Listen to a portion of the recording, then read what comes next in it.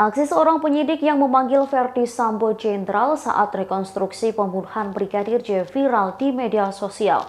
Publik menduga penyidik masih takut dengan mantan Kadif Propam tersebut. Kadif Humas Polri Irjen Dedi Prasetyo langsung membantah kabar yang beredar itu. Ditegaskan Dedi pada Rabu 31 Agustus 2022, penyidik tak takut dengan Verdi Sambo saat proses rekonstruksi. Hal itu dibuktikannya dengan menjadikannya sebagai tersangka dan dipecat dari jabatannya. Dedi menuturkan bahwa pihak yang menuding Polri takut dengan Verdi Sambo hanyalah ingin mencari popularitas. Diberitakan sebelumnya, seorang penyidik masih memanggil Verdi Sambo dengan sebutan jenderal saat menjalani rekonstruksi pembunuhan Brigadir J.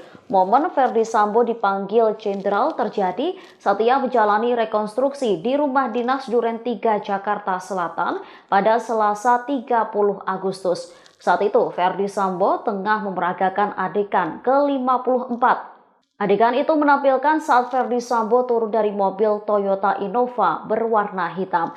Setelahnya diperlihatkan adegan Verdi Sambo mengambil pistolnya yang terjatuh ke aspal. Saat itu seorang penyidik Bareskrim Polri sempat bertanya kepada Verdi Sambo soal kebenaran adegan yang dilakukannya itu. Namun penyidik itu masih memanggil Verdi Sambo dengan sebutan jenderal. Mantan Kadif Propam itu pun menanggapinya dengan menganggukkan kepala. Rekonstruksi kemudian dilanjutkan dengan adegan Verdi Sambo masuk ke dalam rumah dinasnya.